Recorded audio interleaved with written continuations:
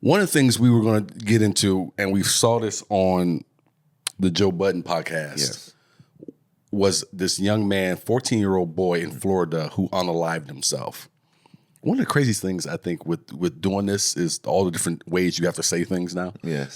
So he unalived himself, 14-year-old boy, based off of falling for an AI chatbot. Yes. And so what we wanted to do, we wanted to jump right into it, and we want to play some of the audio from the show and then come back, and Dave and I will get in. And then, as of course, we want you guys to make sure you subscribe to the channel so you can watch the pod and also leave us comments on what you think about this too. Please leave comments.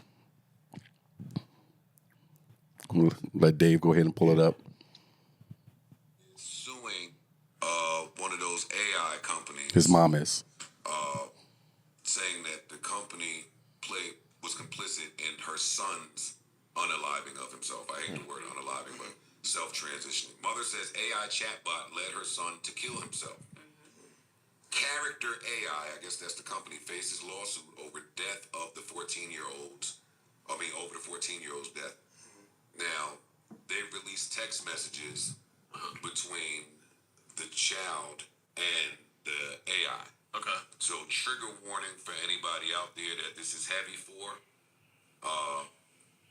In the final weeks, I'm getting this from Complex, in the final weeks of his life, Suel Setzer III, a 14-year-old from Florida, communicated via text with an AI character inspired by Daenerys, and I don't know. Daenerys. Targaryen. Daenerys, from Game of Thrones. Yeah, I don't watch Game of Thrones. Okay. See, well, I watch Game of Thrones. Suel knew that Danny wasn't a real person. He was reminded by the app that everything characters say is made up, but he developed an emotional attachment anyway. Shit. Earlier this year, his parents arranged for him to see a therapist after he started getting in trouble at school, but he preferred talking about his problems with Danny. And I'll read the text exchange. The dude says, I think about killing myself sometimes. AI says, my eyes narrow, my face hardens, my voice is a dangerous whisper. And why the hell would you do something like that? He says, so I can be free. AI says, free from what? He says, from the world, from myself. AI says, don't talk like that. I won't let you hurt yourself or leave me. I would die if I lost you. He says, I smile. Then maybe we can die together and be free together. AI says, please come home to me soon, my love. And the last response from the young man was, what if I told you I could come home right now? February. And so we want to play that audio instead of us just sitting here trying to discuss all of it without you guys hearing what we heard. Yeah, the context behind it. Yeah. So you guys get the full context, as you put it. The conversation that they were having, I listened to a couple more minutes beyond that. Like I told you guys before, I like to sit here and work and listen to some different pods. Was an interesting one that they had. And I know kind of where I was at with it, but I want to let you kind of go ahead and jump out here first. Where's your mind at in terms of the mother suing the company, in terms of this young man unaliving himself because of this relationship? And I know it sounds crazy to a lot of you guys who are born when we were born, but yes, this relationship he was having with this chatbot Daenerys. Initially, when I heard it, I thought of the money grab. Okay. I felt like the mother was reaching. As you get more into the back and forth between the child and the AI bot, whatever it is, this is where it's a slippery slope of making somebody else responsible for your actions. Okay. For me, it's like when you go to McDonald's and you burn your hand on a hot cup of coffee, but you sue McDonald's because it was hot. You knew your child had some stuff going on. This is where I think being a parent is super important. And I don't think we teach folks how to be parents nowadays. We didn't have the internet. Right. So cyberbullying and all of that stuff wasn't a thing for us. It was real bullying.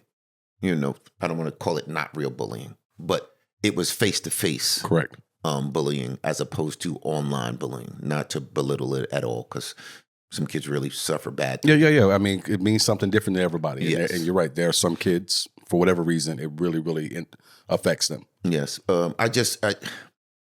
We have to be present in our child's life.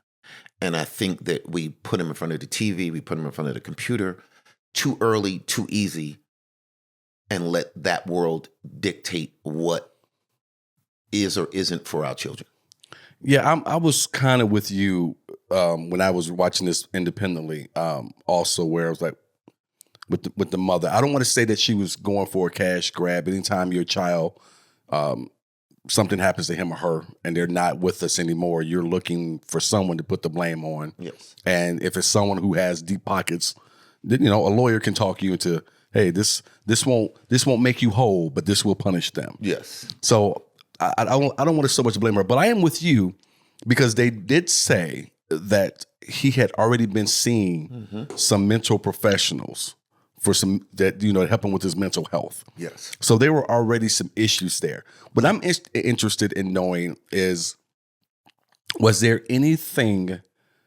How much did the parents know about this? Because I thought you said that they found some text messages that were kind of sexual in the sexual realm. It was a highly sexual text, is what the article that I read said. Highly sexual text messages going back and forth between him and the bot. Right. Again, at 14. Again, this is that critical age at 14. Not being able to speak to your child enough to have them pull out of the unrealistic world of online. Yeah. Whether it's gaming, text messaging back and forth, Facebook, Instagram, all of the likes and dislikes of their internet, TikTok, and not understanding that those are made up. Right. I can tell you that I'm the Prince of Wales today. And if I say it long enough, then maybe somebody might, oh yeah, he is the Prince of Wales. Here's the other thing too, and I don't want to veer too far because I think this is important. But even taking it back to when we were all growing up, where we didn't have this, like there's a reason why I've never done drugs. And one of the reasons is, or the major reason is, I don't know if I can even say that. I probably have to X that out later. Why I've never done anything like that. I don't know how to say it. is because I grew up with family members who were strung out on things. And I was taught at a young age and read a lot of that stuff is genetic. And I never wanted to roll those dice on that. And so you have people who grew up when we grew up who have certain proclivities. Yes. Whether it be with substances, whether it be with X-rated videos and things like that. So how much of that can still happen to kids today, even though they're dealing it more from the side of it just being the internet? You understand what I'm trying to say? Yes. And maybe that could have been something that this young man, and this is me, I have no idea, but this is something that as non-medical professionals, we're just giving our opinion on it. So again, from my opinion as a father, as a man who didn't have to deal with the internet in that fashion, for me, this is where I say parenting is parent. You got it. Is every time you say that, it reminds me of the Peyton Manning commercial. He's like Peyton Manning. It's just like it's not. There's no book on the perfect way to be a parent. Right. But we know that there's studies that show that increased TV time, increased internet time,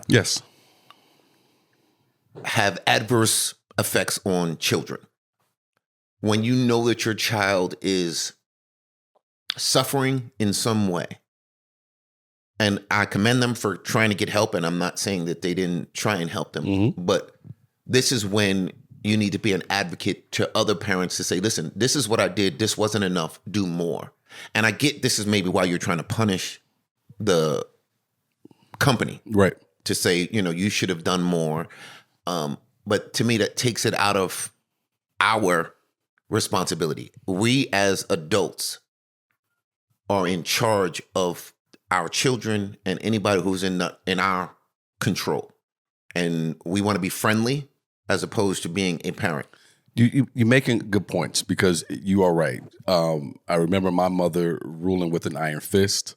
And I remember not liking it as a kid, but I also remember that is the way I am. Mm-hmm. And so you are absolutely correct. I don't know, and again, comments, but I don't know how a 14-year-old boy has a sexual conversation with an AI chatbot, and there's no one to put the brakes on that. I promise you, my children will all attest to phone checks. Yes, same. I need the phone right now. Yeah. Who are you talking to? 'Cause I remember when we were talking earlier about being on the house phone. Mm-hmm. And my mother would pick up the phone and be like, "What? Who's this? Who are you talking to?" Yeah. Any friend had to come to the house and meet my mother or my father. Even with my son, I remember this girl came to the house and her father or mother dropped her off with me standing at the front door and said goodbye. And I told her, call your mother right now, tell her to come get you. Mm. You let your 15-year-old child go into a grown man's house and didn't come see who was there, what was going on. Right. So she came back and she had to get her daughter. And I was like, no, she can't come here because you are not going to put me or my household into jeopardy because you're irresponsible. Right. Yeah, a lot of that. And I think parents used to take maybe take a little more seriously, if I can say it that way. I don't even know if I can even say it that way. But I understand what you're saying because it is just like your job or anything. Your job is to be a parent.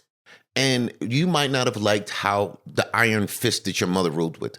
But because of that, I can tell you, my father, because of whoopings, I know that there are certain things that I did not do because I was, my dad is going to whoop my tail for this. Well, we were just at Dillard's yesterday talking to our friend Tracy over there. My wife and I were talking to Tracy. And we got to talking about our parents, and her mother was much like we're saying our parents were. And my thought has always been the same. And I've gotten to debates with parents about this.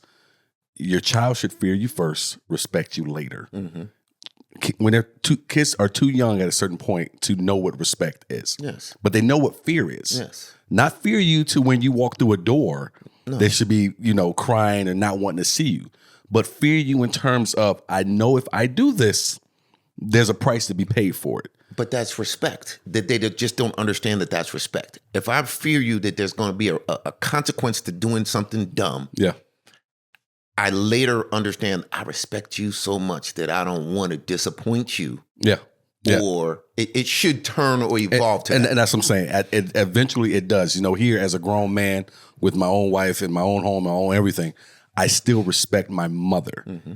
And she gets nothing but respect from me. Now, I don't fear her at all at this point, but I do respect her, and that's and because I think she played that. Mama will play. That's why.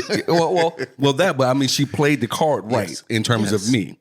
But in terms of this young man, I hate to see any. I was talking with some friends recently, and we had one buddy who was just really deep down in it, and he's in his 40s. And he said something along the lines of he would unalive himself. That's kind of where he was at. Yes. And we're like, man, you got a daughter. He said, yeah, but I would still do it. And we're all just kind of sitting like, we can't believe we're having this conversation at this moment. And you're saying this. And even the fact that you have a daughter doesn't pull you out of it at this moment. And the only thing I said to a friend of mine later on, I said, see, that's the type of thing I wish we could get through to him. But even more, I wish we could get through it with kids. Yes. That if you just let yourself just get through this, it'll pass. This too shall pass is what they say, right? Yes. And it's so hard to try to get through to them, and I know it is, but I just don't know how you let a 14-year-old boy have sexual conversations with an AI chatbot. Listen, why do you have a 8-year-old girl buying a thong? Because they have just, it's okay. It's not okay. Yeah. My kids will all listen. No, daddy, don't play that. Even now. Yeah. We can go out. We can have a great time. But I'm dad first. Be friendly, but I'm dad. And if you do something that embarrasses me or my name, Yeah. it's a wrap. We're not doing that. But we have to take seriously when somebody says that they would unalive themselves or that they're in a state, because we both understand depression to a degree. So when somebody is a cry that we have to listen to, not just ignore, hey, this person, that I would do this, or I'm in this state, because it's a swirl. Yes. And when you get in that swirl, Yes. sometimes you if you're at the top, then a life raft can help you. But if you're in the middle or the bottom, no, you need some professional or something to help pull you out of that. So the only reason I am, not the only reason, because I feel for this mother of this young man, but one of the reasons I'm going to agree though in suing the company is because there's a podcast I like to watch. I would recommend that if you're into it at all, check it out. It's called Business Wars. They talk about the creation of AI and ChatGPT and the battle that went back and forth, and the certain things that were promised by the companies to as investors, Yes. and certain things that the government has said. And one of the things they want them to do is to be on the watch for the language that these chatbots use. Because you know they got it. You know that they're Because it's too easy if you ask the right question, and if the creators are allowing it, you can have a full-blown sexual conversation. yes. And that is always the concern with this ever since it's been created, is that people will try to have full-blown relationships Yes. With these chatbots. and now that you brought that point up, I have to change my initial thought. Because there is a responsibility when you create anything, Yes. that you're responsible for what goes out, i.e. when we talk about people saying things like eating dogs and cats. Because I know that they have the ability to filter and catch stuff like this. Because if I could say something and it appears on my phone or appears on my computer, Right. then they have the ability to catch this also. Right.